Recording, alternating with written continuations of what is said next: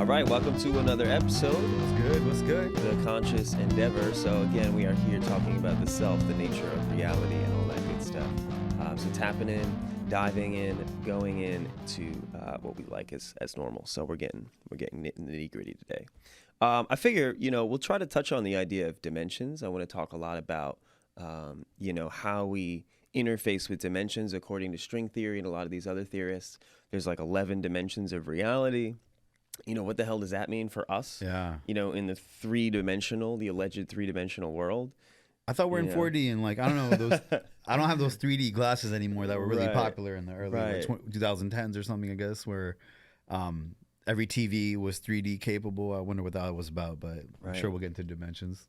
Yeah, I mean, if we want to start to break that down too, fourth dimension allegedly some people say is time. Right, because we have 3D space, or if we think about, one dimension is a line, point A to point B. If you multiply that line across itself, you get a plane, right? You multiply planes across themselves, right? Now we have three-dimensional space. Now, if you were to progress three-dimensional space, kind of superimpose it on top of each other, frame after frame after frame, it becomes the progression of time, right? So allegedly, the fourth dimension is time. The fifth dimension, then, you'd have to subsume all time, right? So multiple timelines would be 5, right? And then I would assume, since we're at a point of centrality in our existence right now, right? 5D would be like every possible timeline from now. But then I feel like sixth dimension would be every possible now. I'm not too sure. See, this is where it gets really sketchy. So what we're talking about now is like multi-dimensions in that sense, right?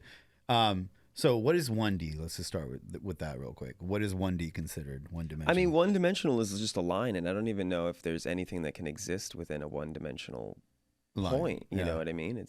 But if we're thinking about just like forward, back, right? You can only move this way, right? Okay. And then 2D is? 2D would then be the plane. Okay. Because you can move forward, back, left, and right. So like a sheet of paper? Exactly. Okay. Except when we look at a sheet of paper, we think about a sheet of paper, we're looking at it from a three-dimensional place. Yeah. Right. I thought, and this is where, I'm learning here, I thought the 3D would be when you put two lines together on a paper, and then 4D would be an example of you looking at your cell phone.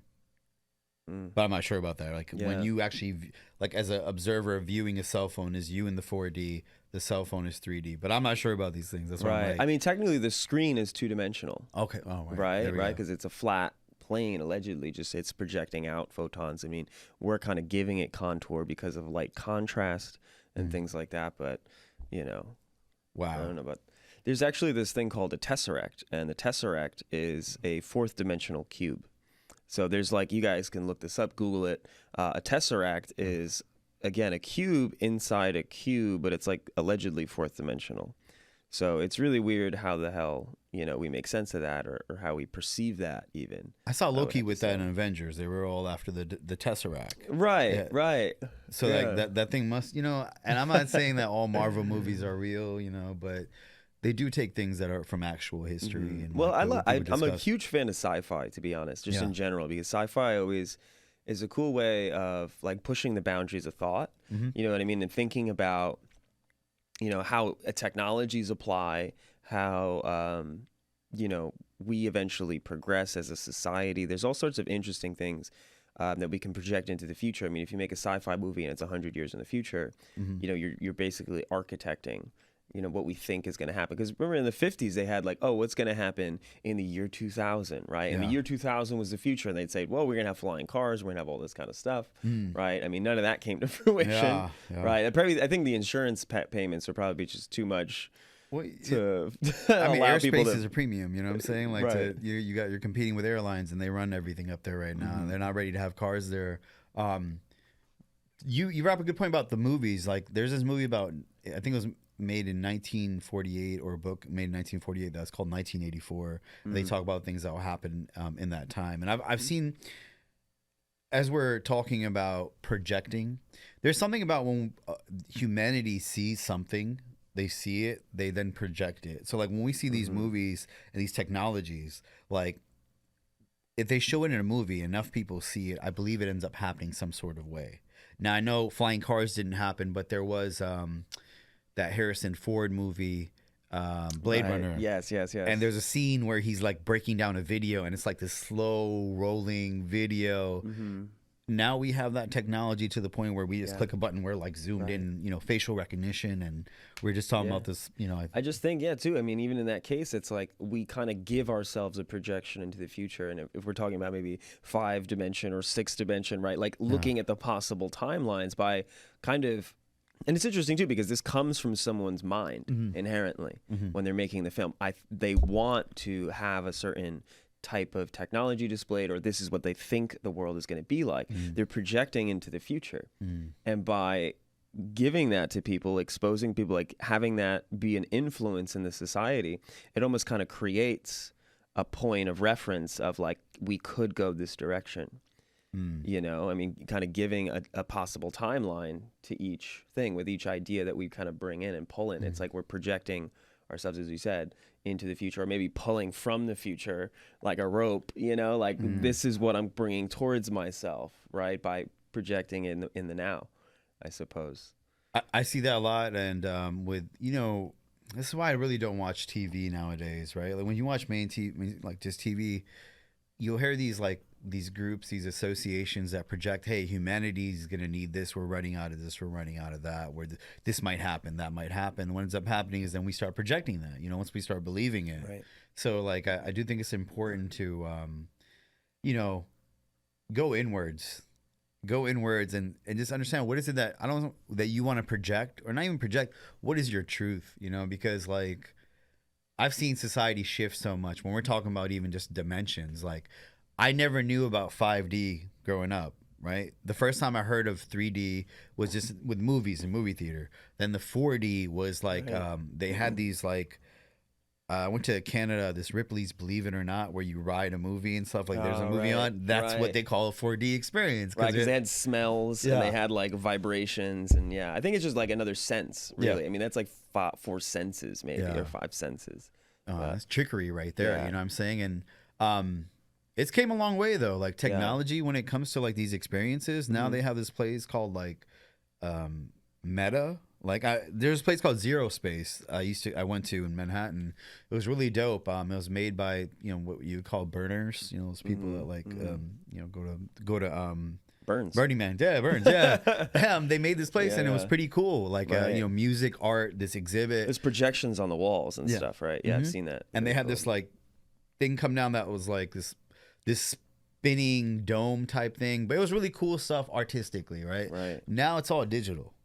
So my thing is, it shifted to like where we're literally in this, I guess this is another dimension, right? It's like meta. So like when we're talking about these dimensions, I feel like everything's just shifting to a more computer-like dimension. I mean, the interesting thing is the computer is going to simulate our ability to have sensory experience. I mean, if we look at a phone, for example, it's this extension of our ears and our mouth, right? Like I can speak to you and not be in the same place as you, right? So technology is, you know, supplementing our sensory experience. And the more that we can supplement in terms of enacting an experience, we can now make you feel vibrations. We can make you smell something. Right now it's getting more sensory, and those are simulated sensations. But in origin, you know, we have these sensory apparatus, apparati, right? All these multiple different things that are picking up on things in the environment, picking up on different spectrums. And our direct interface with reality, although computers can simulate aspects of reality. True reality is like the real video game. You know, if you really want to have a good time, you know, directly interface with your mind, your awareness, and getting into, before the word meta was taken, meta used to, like, for example, if you said like meta awareness or metacognition, like meta awareness was being aware of your awareness. Wow. So they'd call that meta, because it was, you know, a certain level above. And metacognition would be like thinking about your thinking, right, while you're doing it. You know, so I used to love that word, metacognition, meta awareness, all these kind of things. Now it's gotten taken, and now it's a corporate entity at this point. Well, your buddies took it over there. I forget his name. What is that guy's name again? No. I don't remember. Somewhere. So, back to the meta. No, I'm joking. It's interesting to see this transition over the course of at least, you know, my life. I forgot how old you are, but like literally VR was something that was like introduced you know, when I was a child, they had this thing called Virtual Boy made by Nintendo, and you know, it's like you get consumed by this. I mean, not consumed. Sorry, you interface with this. With this video game system. You put these goggles on and you sit in it and you just like start playing this virtual reality game. Then they started making, hey, your phone can be VR, and then they had these special things that you can put your phone in, and it's a VR thing. Now they have these VR headsets, and now literally what they're doing is people are having experiences in virtual reality instead of going to experience it in whatever this dimension is. Like instead of going to Brazil, you know what I'm gonna do? Let me put in the Brazil video, and I'm gonna watch the Brazil video. I'm gonna experience that. You don't gotta go nowhere. Yeah, and that's kind of, to me, I don't want to say it's scary, but it's it's numbing of your senses, I feel like. I mean, also too, it's like I'm definitely in the sense of being numb to your senses. You know, back in the day, used to say like, don't sit too close to the TV. Yeah.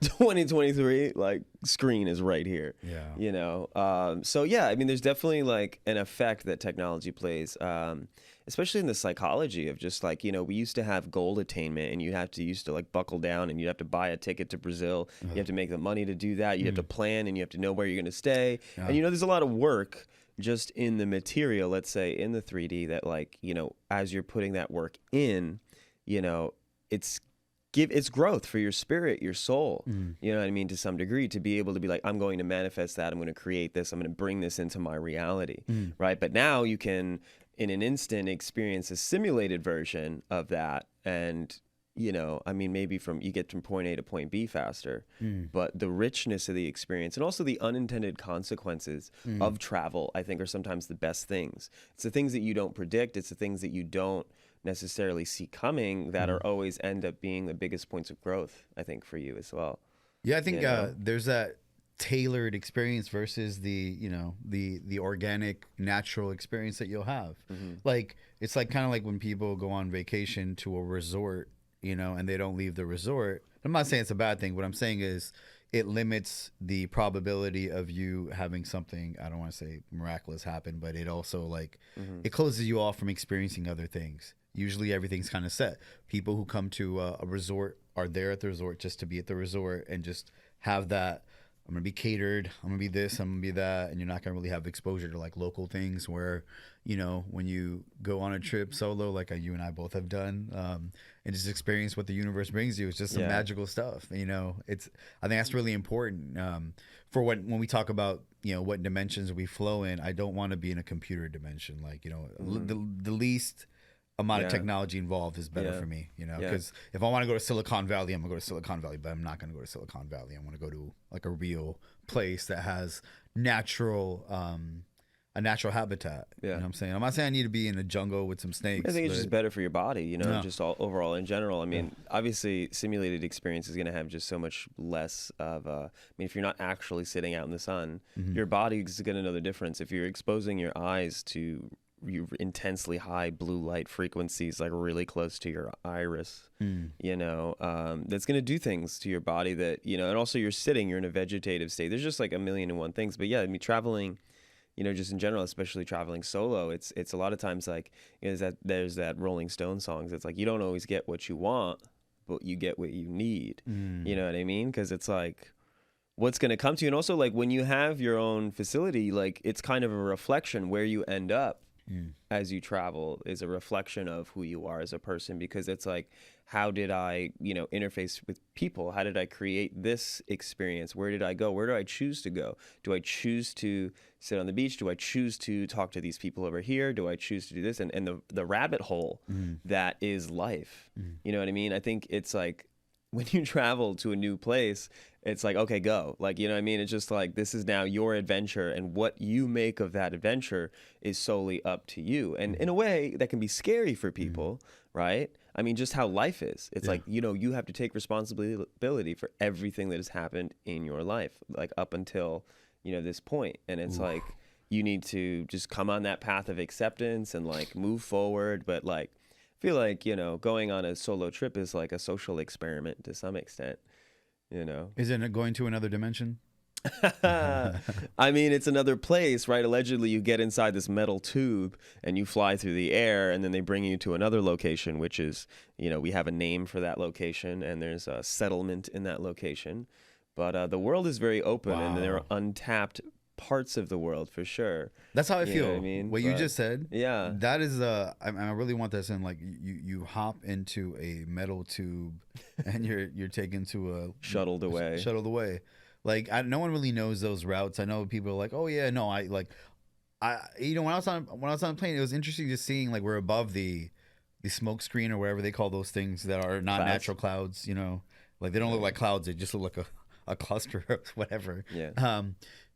Seeing the horizon, seeing the sun, seeing, like, how beautiful it was, and then just ending up in another place. It actually felt like another dimension to me because life there felt different, you know. And it's hard for me to just, like, summarize it. It's not just technology; it's just the vibration that people carry, the energy just felt quite different. It's even like when you leave New York City and you go to, like, let's just say another part of Jersey, or you go to Pennsylvania, not Philly, but outside of outside the major cities, it feels like a different timeline. Or I think there's a different pace of living. I think one of the things that I really like about traveling is just the people. You know what I mean? Because people do, as you're saying, people live differently, they think differently, they move differently. Yeah. And I think immersing yourself in that, and also just expressing yourself in that.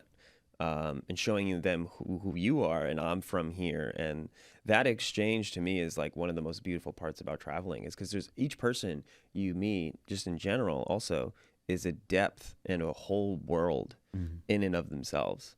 So I just think that's so cool, and you can tap into that. And what are your experiences, and how have you felt about X, Y, and Z? You know what I mean? What made you this way?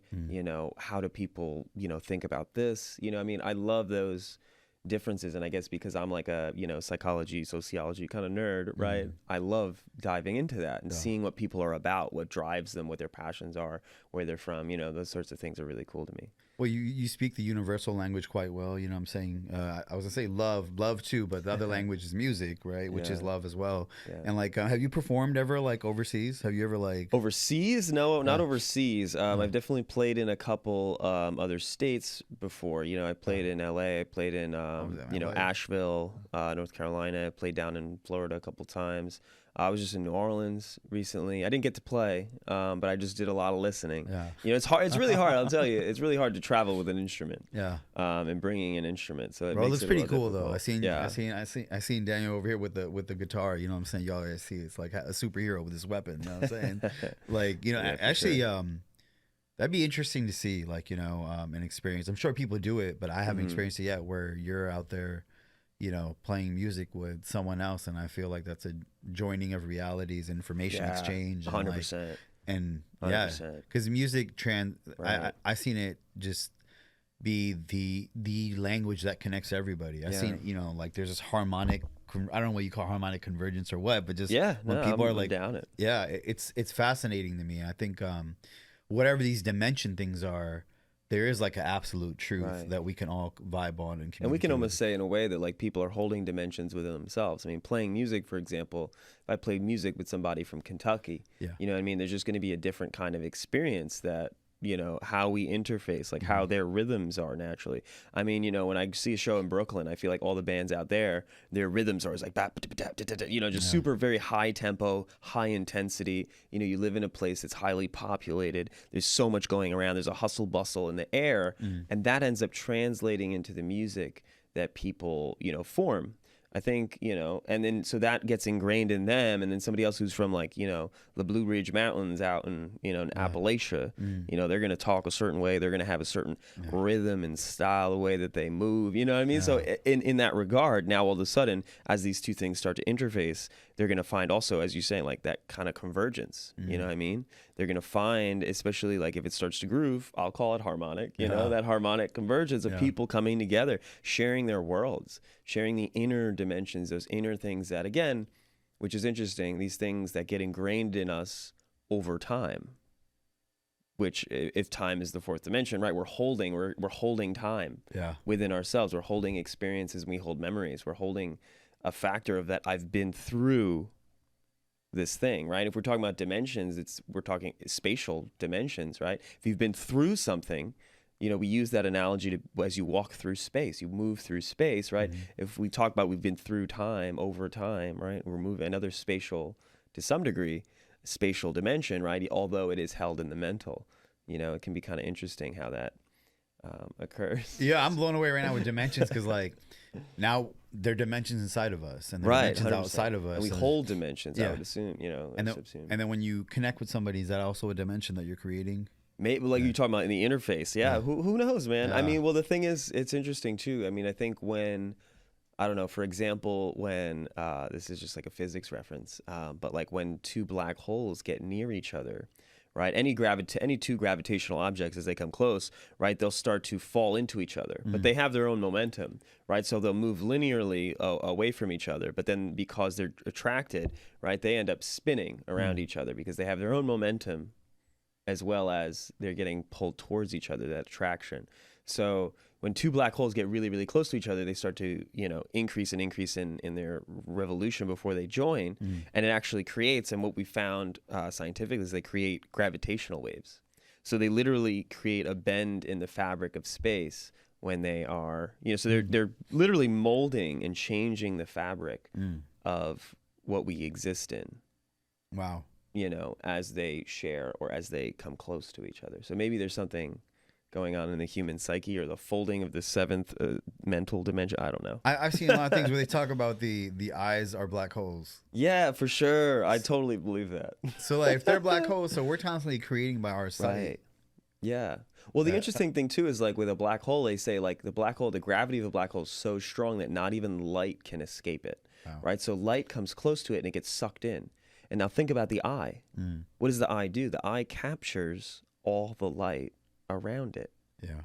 Wow. You know what I'm saying? So all the light is falling in, allegedly. And it's amazing, like right? lenses can't do what our eyes can do. Like camera lenses, whatever, they cannot capture what our eyes can like just view, which is really astonishing to me. Like you would think with technology, how far it's came, they'd be able to give you something like. I mean, maybe your cell phone camera can't. That's definitely a thing. Yeah, I think the zoom wise, but as far as color quality, actual, right. Each camera has its own software that pulls in information on its own way. Our eyes are just made by the, the I don't want to say the grand architect. The grand architect. Right. There we go. Yeah, I really think how interesting it is that biology just knows how to like utilize these materials, knows how to capture these things. For example, like the fact that our brain functions at all is like an exchange of sodium and potassium in the neuron, right? When a neuron fires, right, boom, it sends a signal. It's really just the exchange of sodium, potassium on an ionic level, and which becomes electrical because it's like so quick, right? And you aggregate two particles, but so much with the membrane, right, that you now have a voltage, and now you can use that voltage to send signals, right? But it's like interesting that our biology just inherently was able to take advantage of these inherent properties of matter, and then utilize them. It's wild. That sodium, potassium. That's why I don't eat salted bananas. You know what I'm saying? You might get electrocuted. You got to be careful with that. You know what I'm saying? Like, you got to watch out, homies. Listen, we're not advocating for these salted bananas.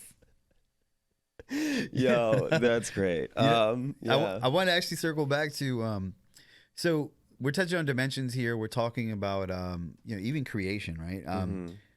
Music. What dimension is that in? Because like that is like something that's really like, it's baffling to me because it can be absorbed and heard by so many regardless of where you are, right? And it's also something that can be created from a distance. Like I can be here playing an instrument, you could be at your home playing an instrument. We can collaborate over this like it's creating a dimension. Then when you record it, you've created it and you put it out in the world and everyone can hear it at one time. But yeah, the blending of just senses, harmony, or just like the blending of tones in general, it's really interesting like what it does to the state of mind. There's a lot that's happening there. But in general, I mean, sound in and of itself and music is going to travel through air. Yeah. It's just a pressure wave. It's really just a pressure wave, right? Sound in general, that I'm making a pressure and it's forced out of my body from like, my lungs, my gut, whatever. But, strings under tension as well, when they're struck, will vibrate at a particular rate. And that vibration will push and pull the air.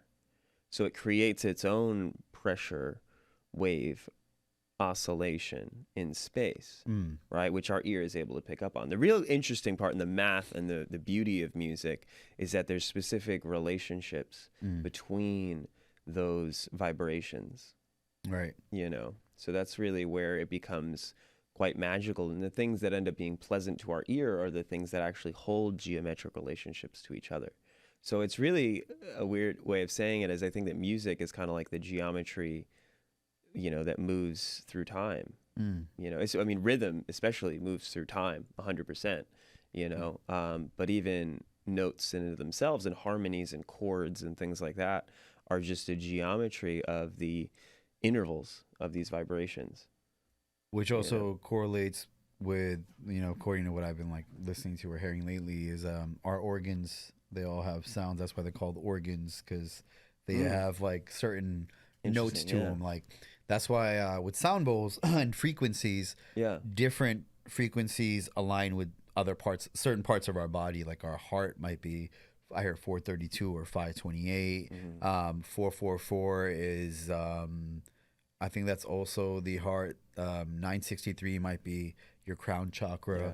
And just to throw something at that too, is like there's this idea of resonant frequencies. So for example, I can be playing an instrument and all of a sudden I'll hit one specific note on the guitar or the bass, and something on the other side of the room starts to vibrate. All of a sudden I'll hit a specific note and it'll shake that glass. But then I'll go one note over, the glass doesn't respond. So there's certain frequencies at which specific things respond, and in science we call this resonant frequencies. And you can actually hit the resonant frequency of an object and you can move it, right? It's kind of similar to how when you have a wine glass and an opera singer is able to break that wine glass, they don't break the wine glass because of the pressure of their voice. They break it because they hit the resonant frequency of the object, and then which allows it to vibrate. And they hold the resonant frequency of that object to the point where it increases and increases and increases, and eventually it just shatters. But I mean, in laboratories we have levitated things using resonant frequencies. I seen that before, actually, too, with like very wild. Yeah, that's I saw this guy do an experiment with I don't know if it was necessarily batteries or something, but he put them on like north, south, east, west, and something underneath this bowl, and the bowl started levitating. And I think he was playing something with it too. It was just And no, that's amazing. So I didn't realize that was real. I never gave it that attention as far as the glass shattering. Right. I've heard tales of this guy or singers like in like the South Indian region where they can raise their voice to a certain point where they can light a candle with their voice. Light the candle. Light the candle wow. with their voice. That's really interesting. I could definitely see someone putting out a candle. Lighting a candle, you need to create combustion.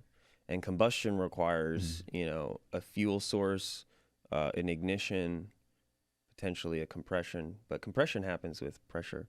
But and well, have you ever seen the guys do it with a whip? Like they showed Zorro like one time with he lit a light candle with a whip. I mean, the interesting thing with a whip is a whip actually breaks the sound barrier. Oh wow. Yeah, so that's why it goes like it makes that sound because it's moving so fast that it actually creates a sonic boom. Wow. Right, which is the sound barrier.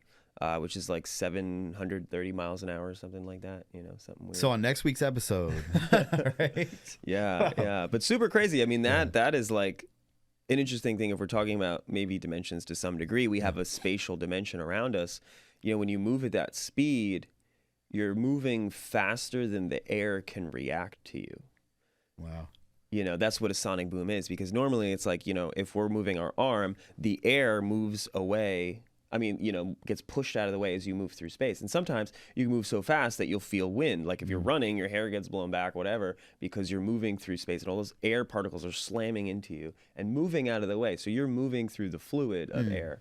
But like, for example, if you have a plane, same thing's going to happen. And they're aerodynamically designed so that it pushes the air out of the way as it, you know, goes forward, right? But with sonic booms, with a plane that can go faster than that, it'll literally just go through the air faster than the air can react to it. So then what happens then? Like, there's no resistance? It gets right through? It's like, kind of like, I mean, I guess there has to be resistance. Yeah, I was gonna say, There is resistance, but the air it gets forced away. But for example, it would get forced away and come back, and then it would like react. And that's kind of like the explosion, the sonic boom that we hear is this kind of like, like it's like this wild, it's really interesting to think about. I mean, it's kind of a thought experiment to really think about what is physically happening there. There's this plane, I forget the name of it. It was a Concorde or what? It was like a French plane that literally broke the sound barrier. And I mean, obviously, but it also, they said it was so bad for people's ears because when it would fly over places. Yeah. Because it creates the sonic boom. Yeah, 100%. Yeah.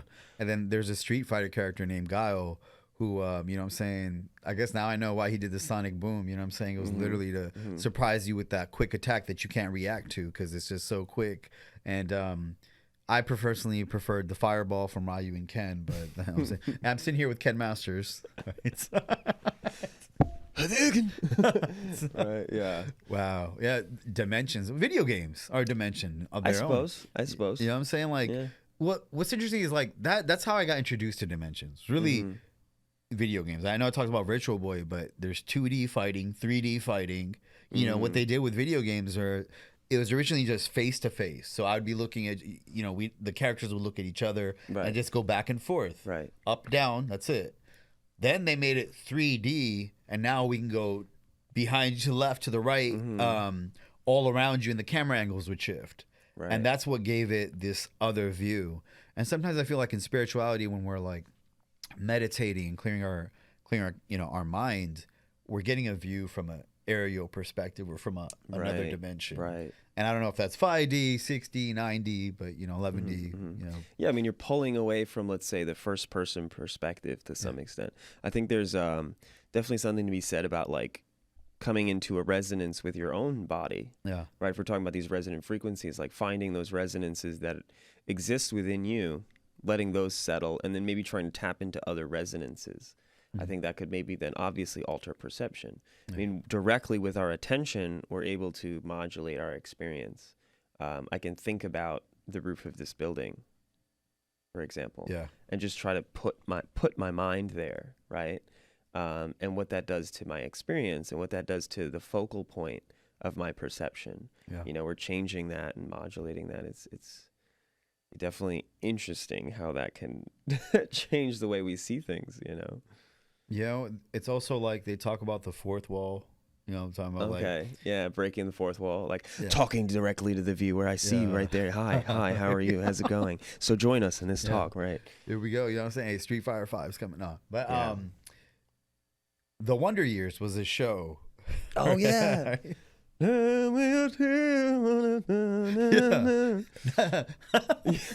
intro song. Yeah, not that I was a fan of it, but it was always interesting. The guy was, I think he had his own narrating from his adult self, his childhood. Yeah, and that 100%. That was a voice, right? It's interesting. I mean, it's kind of like it was like we were watching his memory, like watching him watch himself. Yeah, and that's kind of interesting. Very meta. If you wow, that to me feels like break another dimension, right? When you do that, even like when you go back and revisit a memory, it feels like another dimension. It feels like it's a separate thing from where we're at right now, which feels like another dimension because you can get lost in that, right? Like you could sit in that energy, think about that for days, for months. That's why like when people talk about my experience when people have like unhealed trauma, right?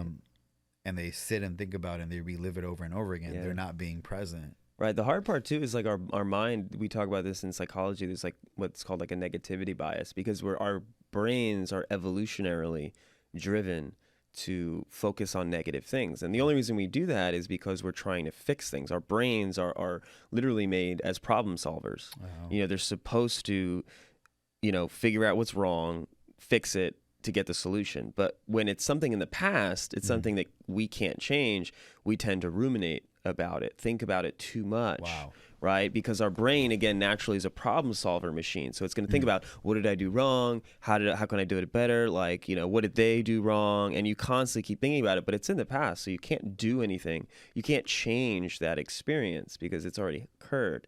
Right? But we tend to, ruminate on things and Can you change the way you view it though, right? 100%, 100,000,000%. Yeah, I'm not saying like you can physically and how you go change identify that. with it, or even if you choose to remember it. I mean, I think memory is a very selective thing. Yeah. You know, like if somebody asks you, who are you? Right? You can pick on specific memories. Well, I've done this and this and this, and I like this and this. And one time I did this. And then sometimes when you start to get to know somebody, you start telling stories about your life. It's like, oh, this one time, I did this, right? And those stories that we choose to select that become a part of our identity, we identify with those things. It becomes a part of our narrative, and we're pulling that into now. Again, maybe thinking about this, like we pull things into the future. Or we pull ourselves into the future. We pull in the past all the time to act as like, well, also it's like how we make sense of decision making. It's like, well, this is what worked in the past, so I'm going to do this because this is what works for me, and people cling to their trauma just as much as they cling to the good stories. So, who are you? People might just unload their whole trauma, and talk about that as well. I've seen that, quite commonly. And that's why I've at this point where I'm at with my awareness is, I'm no longer going like, I've missed out on opportunities. I don't feel that way. Because when I do that, for me personally, it's like I'm giving away my power or my ability to be present. Right. Like, I've had discussions with people or conversations with people or communication with people where they go like, oh, man, I was this close. I had this, man, but I decided to do this instead. Well, you know what? All right, it happens. You had a choice to make. And now, like, you learn from that, and you don't need to have regret about it. Right. Whatever's meant for you will happen. So it's just important to keep yourself in some sort of alignment where you're like magnetic enough to bring in what you want, and where you're able to let go of things as far as like being, the best choice you made at that time. It's like, right. Yeah. If you feel forgiving yourself, man, like having compassion. I think that's why a lot of religions even focus on this idea of forgiveness, is because when you forgive someone or something or yourself even, you let that burden go. Like you let go of the energy of that. Like if maybe someone did something wrong to you, but you forgive them, now you can move on. Yeah. You know what I mean? Because a lot of times it's like when you don't forgive them, you're the one holding the anger. You're the one holding the grudge. Yeah. So it's like if you forgive them, like you literally let yourself go. Yeah. You know what I mean? And you think it's this external thing, like, well, they did something wrong. So, but you're the one holding the energy. You're the one holding the ball, right? And again, it becomes very hard to, like, as we talked about, just to let go of things, to how we self-identify, to stop thinking about things in the past. It's like, it's a very active and conscious process for us to, try to do that. I think it's very, very difficult. But it comes with experience, right? Like life is like this, like we accumulate the information through, interaction and our awareness is at that time. And that's why I do find it important to just revisit things that you might be holding on to. A common one I see amongst people is like when it comes to relationships and other people, like, but we had something good. I wish, like when I was with her or when I was with him or when and you just listen to it, it's like, dang, you are stuck in the past. Right. Like there's no way like you're going to, at this point, like you are not present. So whatever conversation we have, you're not fully present, which is a gift to be fully present. I've had it occasion. I still, still things I hold on to. I'm letting go of as we even speak right now, as I'm saying these things, it's a reminder to myself, like you got to like let go of things that, you believe may not have gone your way, because ultimately you can flip anything right now. Yeah. And how are you going to flip it? Bringing your awareness, centering yourself, and understanding that everything happened the way it was supposed to. You're at the right place at the right time. There's no one misled you. No one is messing with your heart. No one's doing any of that stuff. And if you feel they're messing with your heart, like for instance, if you feel like there's an ex or somebody that's messing with your heart, that's you messing with your heart, because you're giving them that window, that opportunity to have that effect on you. You're consciously saying that my best thing or my energy is still going to stay back there, even though I've let that go. Right. Which is wild to me. That means like you're choosing, however it feels. I know it's attachment. Right. I get it. You're choosing to just be in the past. So like the universe can be sending you the most magical experience ever, but you're like, you know what? I still need this. Still need to clear this out. And it's like, then it becomes like this game of pain. Like, you know what? That did hurt. There was hurt. There was pain. And I'm going to relive it, though. I'm going to still hold on to it. And dude, it's not easy. Don't get me wrong, right? Like, But ultimately, when you realize that someone didn't select you or, choose you or made a choice to not be, on a high vibration with you, then you should make the choice to be on a high vibration with yourself. And as you do that high vibration with yourself, the stuff that comes into your life is only going to be more and more magical and magnetic. Yeah, I think it's very hard to let go of things, as we talked about, in the mental. I think a good practice for people to try at home even is like, getting back into just the body, because we get so wrapped up in being in our minds all day that we also, again, just to think about the neurology here, the more that we think about something, the more that we strengthen those neural connections. So if we keep tapping into a particular memory, we're going to continue to strengthen those neural connections. So our brain is going to naturally start just going there because it's what it's used to, right? The body will ingrain whatever the mind asks of it, So if you continually, a good way to do this is just try to reframe, is to try to get away from that experience, come back into the body. Yeah. You know what I mean? I think body scanning is a really good, beginner type meditation where you tap in and you say, okay, like, how do I feel? Like, what am I feeling? You know what I mean? Like, what's an example of body scanning, just for like our listeners?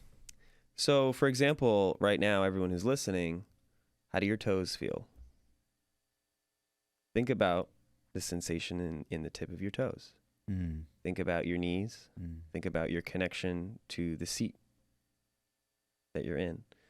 Okay. Right? Think about your breathing. Fully exhale. Squeeze that at the bottom. Hold it. Feel the tension. Release. Come back in, right? So coming into the body, all of a sudden now we can start to rewire the nervous system to come down to ground level, right? Because a lot of times what happens with neural connections with the mind and the mental play is that we get stuck again in these thought patterns we call in psychology calls rumination, right? We get stuck in particular thought patterns and we keep going and going and going, and the body reacts to that. If I have a emotion that invokes fear or hatred or something like that, or aggression, I have adrenaline in my blood. I have now self-induced and released in my body adrenaline because now I have a response, an anger or something like that to that thought. So the interesting thing is understanding the connection of mind and body is to say that, like, anything that I put and I choose to imagine right now will flood my blood with different chemicals, right? So coming back to the ground, just doing general body scans, literally just go up your body and find a rhythm and a pace that works for you. Tune into your gut. How's your belly feel? Like, have you just had a meal, right? Like, are you calm there? Is there pain there? A lot of times, sometimes you sit in meditation, you're like, oh, wow, my shoulder actually has pain in it right now. But we're ignoring it because we're in our minds, right? But then when you start to tap back in, you can also feel where certain things have been embodied. Stress, for example, gets heavily embodied in the stomach and other places. A lot of times people will sit, depending on who they are, they might sit, they might sit like this naturally. They might be very fearful and they may naturally just sit like this. So coming to a calm posture, resetting the body, understanding the tension in your shoulders, right? If we want to continue that little meditation, right? Relaxing those shoulders, relaxing your face. There's a lot of times tension we hold in our face, in our brow, our eyebrows, on our neck, right? Releasing those tensions. Those things now, all of a sudden, because they were tense before, they were sending signals to your brain unconsciously to be that the environment right now is stressful. Yeah. If you drop that in your body, now your body's sending a signal to the brain that, like, oh, okay, we're all right. We're cool.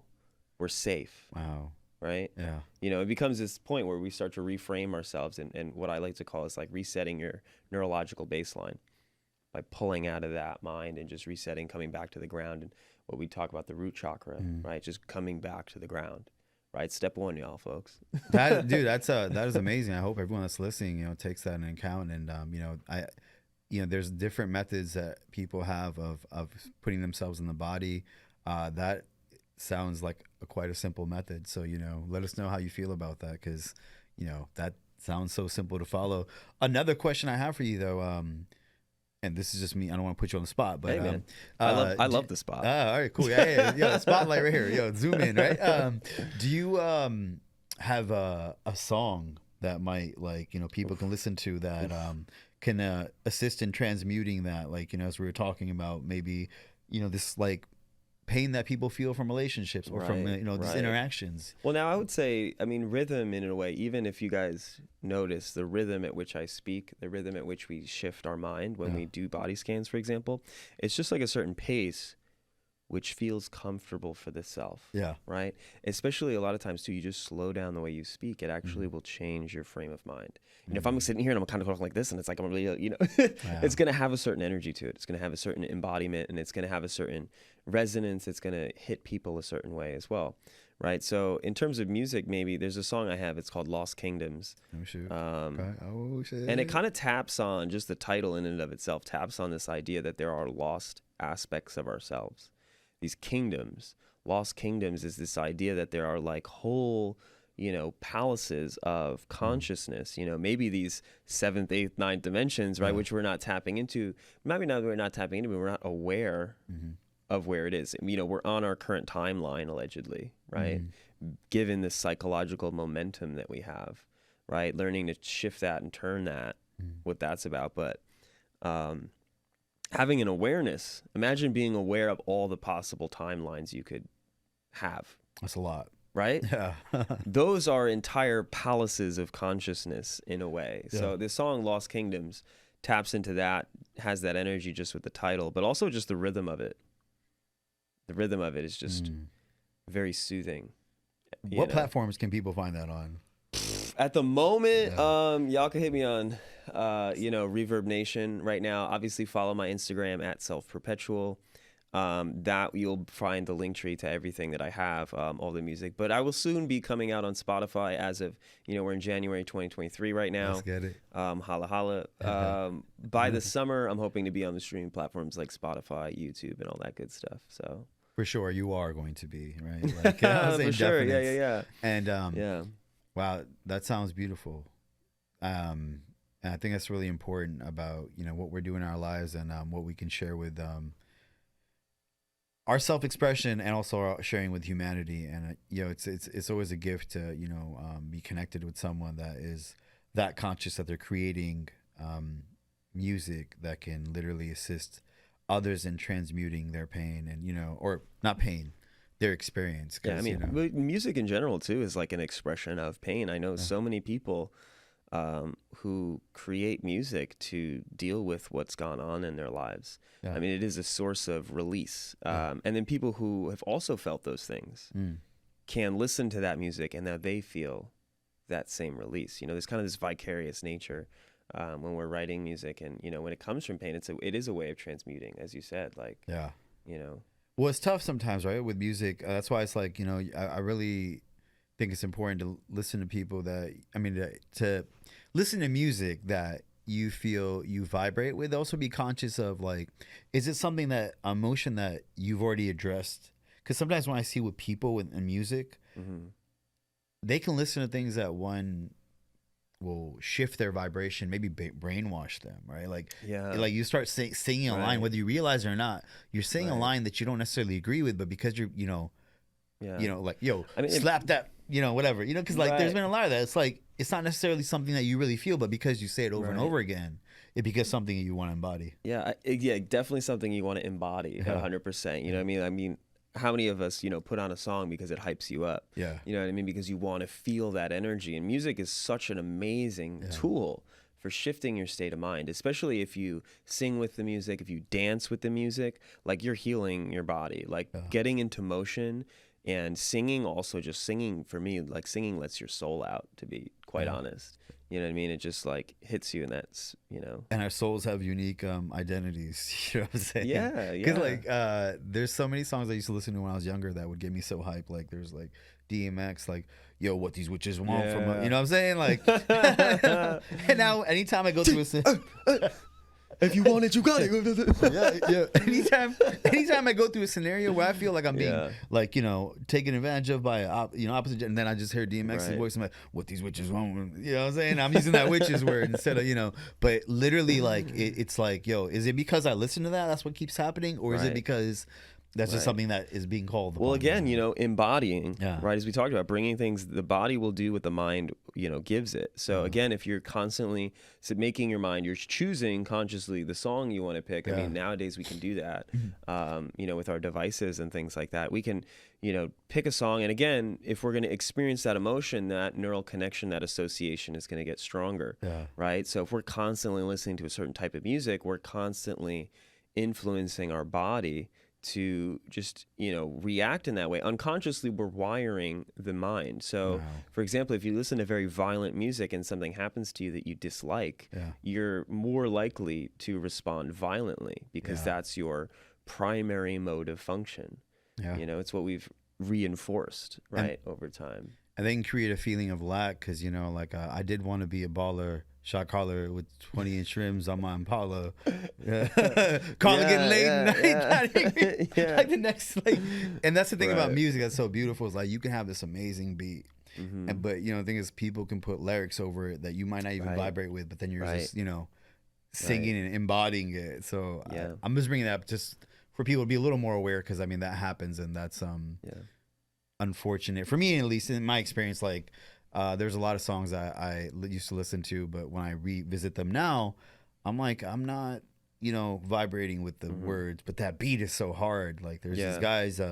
Some people try to ignore the words and then they get into the rhythm and stuff like that. You know what? That should be a new thing where you're able to take a song and just take the audio, the vocals off. And just let the song play for the beat. I know that people. That's what people samples. Doing samples all the time, throwing their own kind of lyrics on stuff. That does happen. Like Ying and Twins, they had this song "Salt Sugar." You know what I'm saying? Wow. That's another dimension right there. You know what I'm saying? The music. I do feel music is it's something that it. Harmonic convergence, right? Yeah, it definitely allows us to tap into different aspects of yourself. Even thinking about how you're able to tap into the mind of the artist by listening to their music, you know what I mean? So it's all of a sudden now they're conveying their transference through time to you, right? And it's funny too because when we're listening to it, it's a digital recreation. In the sense how we record nowadays, it's all digitally taken and then mixed and then put in a very specific format, and then that gets digitally created by the speaker system that you have. It's all very interesting, but direct manipulation of space and matter and time. Yeah, it's wild because I know we sound a lot more magical off the mic, so hopefully you guys get a little taste of that. But it's interesting when I listen to music, I can actually tell according to the song if it's really them. I can make I don't want to say assumption, but get a vibration of what someone's sounds like and what they're really trying to convey. And then you can tell when someone's not being genuine, when there's no soul in the song, even though they're rapping it or singing it or whatever. You can kind of pick up on that's not even you don't even really mean this stuff. It's interesting too, what inherent faculties we have that we can pick up on those things. How are we picking up on the amount of soul that this person has? What in the rhythm itself, or what in the expression, or even the microtonal things in their voice. I had a friend of mine. He was getting into performance, and he used to modulate or change his voice, and he used to talk like this and kind of do this thing, and I'm like, why are you changing your voice? Just be who you are, and you'll kind of find your craft or find your art, I feel a little bit better, rather than trying to change to what you think other people want. Now you're a couple layers away from true identification with. Is that pandering? Yeah, maybe, right. Pandering. Now I'm speaking a different accent in front of the audience. Okay, you know what I'm saying? I love the South. You know what I'm saying? The next thing you know is, fried chicken. You know what I'm saying? Someone will say things I love when performers go to a city, they'll try to embody something of the city. You know what I'm saying? It's murder. We're in this violent place, and we need to remind people, if you can make it here, you can make it anywhere in the world.